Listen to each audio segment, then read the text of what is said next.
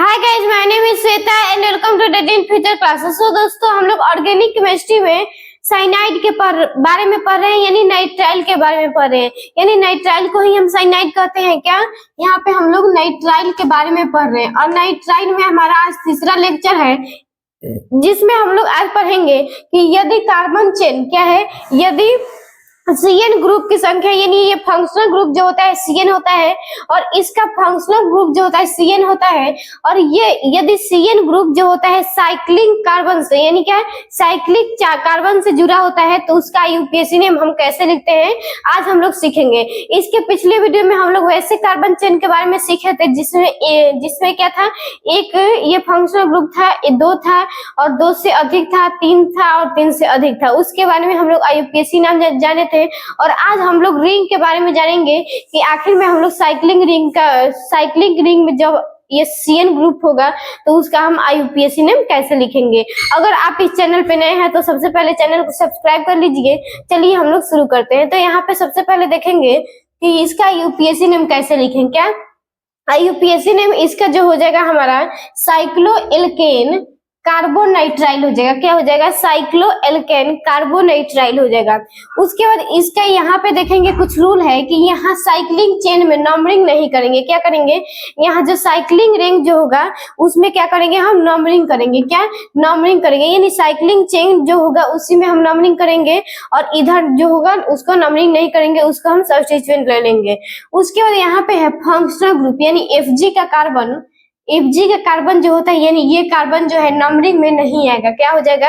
यहाँ पे ये सीएन ग्रुप जो होगा ये मतलब ये क्या है, ये कार्बन जो होता है, यानी सीएन में एक कार्बन होता है, इसके पीछे वाले में यह कार्बन जो आता था नंबरिंग में आता था, लेकिन साइकिल वाले में यानी साइक्लिंग रिंग में नहीं आएगा। ये कार्बन जो होता है यानी फंक्शनल ग्रुप का कार्बन जो होगा इस चेन में नहीं आएगा, नंबरिंग इसको नहीं करेंगे। यानी इसी साइक्लिंग रिंग में जितने कार्बन होंगे, यानी साइक्लिंग इसमें मान लेते हैं 6 हैं, तो इसी 6 को हम क्या करेंगे, काउंट करेंगे। ये सातवां को हम नहीं लेंगे, यानी सातवां जो हमारा सीएन ग्रुप है, यानी क्या है, ये फंक्शनल ग्रुप है, तो इसमें भी हमारा एक कार्बन है, लेकिन इसको हम नंबरिंग में नहीं लेंगे। तो यहाँ पे हमारा एग्जांपल है जैसे में, तो यहाँ पे हम देखते हैं कि इसको कैसे करेंगे। तो यहाँ पे क्या है, एक सीएन ग्रुप जुड़ा हुआ है। क्या है? सीएन ग्रुप जुड़ा हुआ है और ये क्या है, हमारा साइक्लोहेक्सेन है, क्योंकि इसमें 6 कार्बन है, 1 2 3 4 5 6। क्या है? 6। तो इसको क्या लिखेंगे हम, साइक्लोहेक्सेन कार्बोनाइट्राइल। क्या हो जाएगा? Cyclohexane carbonitrile. इसका क्या हो जाएगा? Cycloalkane carbonitrile. उसके बाद इसका अगर हम देखेंगे तो इसमें क्या है, हमारा एक सब्स्टिट्यूएंट है। क्या है? सब्स्टिट्यूएंट है। तो यहाँ पे सबसे पहले इसमें अगर नंबरिंग करना होगा तो क्या करेंगे हम, सबसे पहले ये सीएन ग्रुप जहां से जुड़ा होगा वहीं से करेंगे। क्या? और यहाँ पे देखेंगे कि ये डायरेक्टली जुड़ा हुआ है। क्या?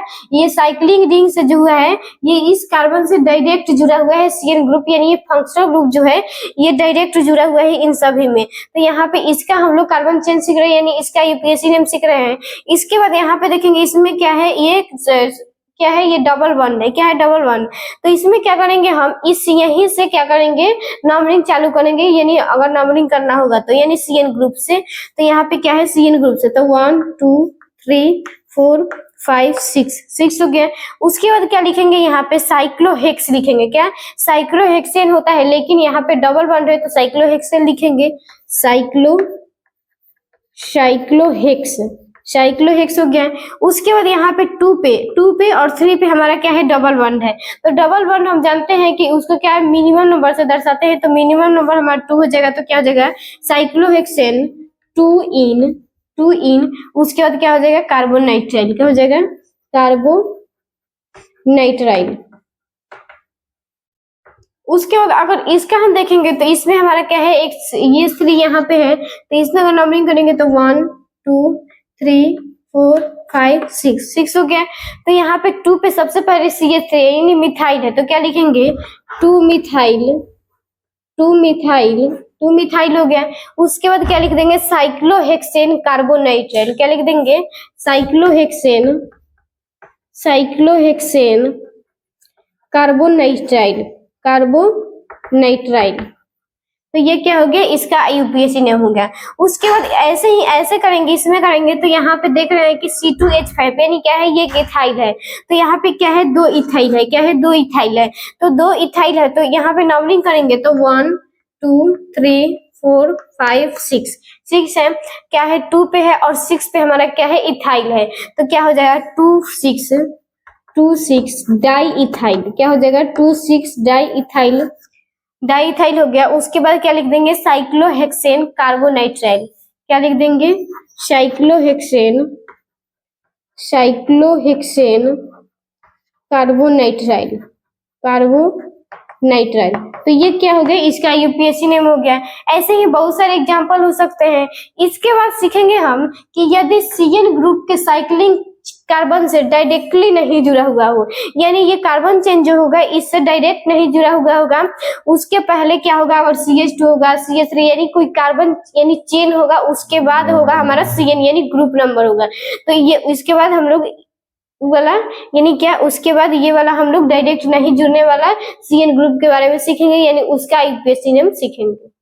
इसके बाद ऐसे ही इसका देखेंगे कि यदि कार्बन चेन यानी यदि CN ग्रुप यानी फंक्शनल ग्रुप जो होगा नाइट्राइल का, वह ग्रुप जो होगा साइक्लिंग कार्बन से डायरेक्ट नहीं जुड़ा हुआ होगा। क्या, डायरेक्ट नहीं जुड़ा हुआ होगा।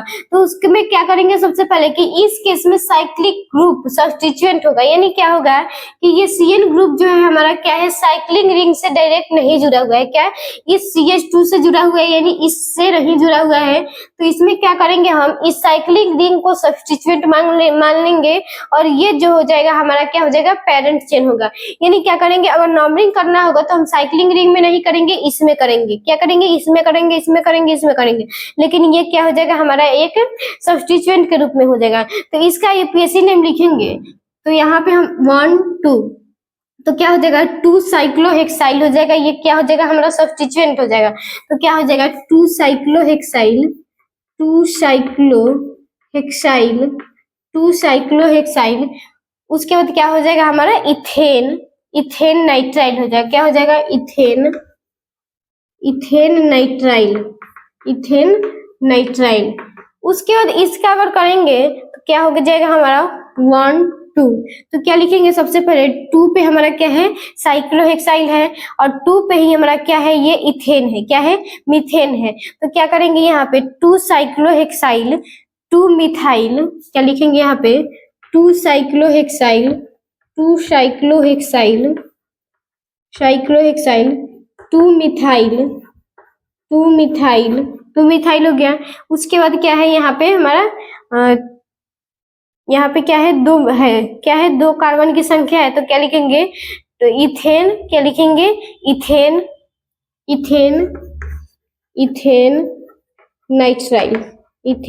नाइट्राइल, क्या हो गया, यहाँ पे 2 साइक्लोहेक्सेन हो गया, ये साइक्लोहेक्साइल हो गया। उसके बाद फिर से 2 मीथेन हो गया, मिथाइल हो गया।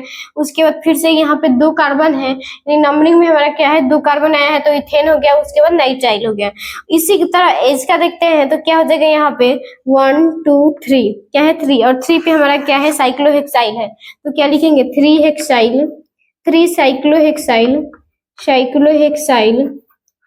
साइक्लोहेक्साइल हो गया, 3 साइक्लोहेक्साइल।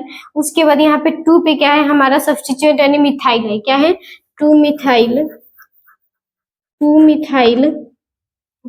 हो गया। उसके बाद प्रोपेन। क्या हो जाएगा, प्रोपेन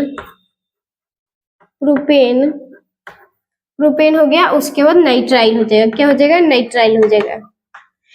तो यहाँ तक हम लोग पढ़ लिए कि यदि कार्बन चेन यानी क्या, अगर ये ग्रुप जो है यानी फंक्शनल ग्रुप है, यानी नाइट्राइल का फंक्शनल ग्रुप है, जिसमें क्या है, साइक्लिंग कार्बन जो है डायरेक्ट नहीं जुड़ा हुआ है। क्या, इसके पीछे में हम लोग क्या पढ़े थे कि डायरेक्ट जुड़ा हुआ था और इसमें क्या है, जुड़ा नहीं है। तो इसका हम लोग यूपीएससी नेम सीख लिए कि कैसे लिखेंगे। यानी ऐसे बहुत सारे एग्जाम्पल हो सकते हैं। तो कुछ एग्जाम्पल यहाँ पे हम आपको दे सकते हैं। जैसे एक ये क्या हो गया, साइक्लिंग चेन हो गया। उसके बाद यहाँ पे CH2 हो जाएगा।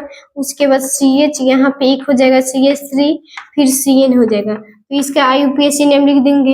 तो क्या हो जाएगा, यहाँ पे इसमें नंबरिंग करेंगे 2 3। तो 3 पे क्या हो जाएगा, साइक्लोहेक्साइल हो जाएगा। 3 साइक्लोहेक्साइल 2 मिथाइल।